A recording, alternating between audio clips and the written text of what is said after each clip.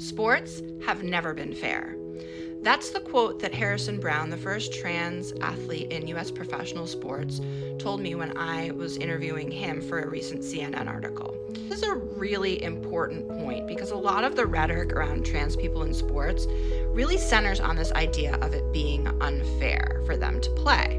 But sports are inherently unfair. From the get-go, kids who live in poorer places don't have access to a whole variety of sports that they might like to play or be really good at. And there's huge variability in the amount of support, nutrition support, coaching support, money, etc., that all types of other athletes get. And then there's the fact that we all have different bodies, and some of us have huge natural advantages, like Usain Bolt being 5 to 6 inches taller than all of the people he runs against. Then there's Michael Phelps getting the advantage of having a genetic anomaly that allows his body to produce half the lactic acid other athletes do. And he has an extra long wingspan, which means he's able to outswim his competitors just because of the shape of his body. But somehow, hormones is a bridge too far when it comes to fairness in athletics. And that's just really based on a lot of misinformation, misperception, and misunderstanding about how powerful hormones are and how powerful they're not. I spoke with Ada Chung, who's an endocrinologist at the University of Melbourne in Australia, and she's been studying trans athletes for quite some time.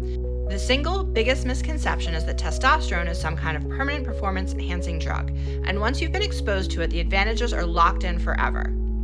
Chung told me, people hear male puberty and assume it creates an irreversible athletic superpower, but that's not what the science shows.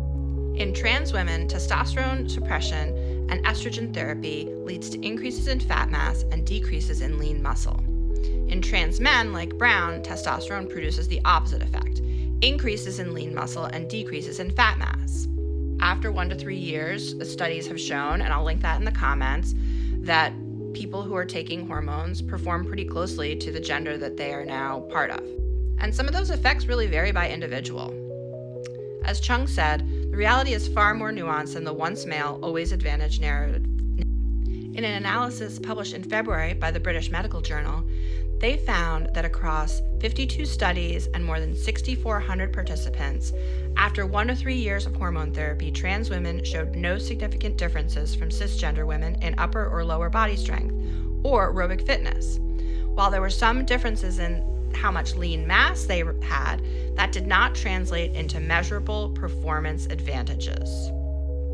Talking with Harrison about his own experience as an actual trans athlete really takes a lot of the rhetoric and puts it into human form and makes you realize that each individual athlete is a person. And he made me think about what sports are actually for, especially when we're talking about like community sports and school sports. Like, what do they exist for? Why do we want them? Why do we care about them? And why are we banning some people from them? For lots more on this subject, definitely read my article on CNN.com and check out Let Us Play, the book that Harrison wrote with his sister Rachel Brown, an investigative reporter that's out in paperback now.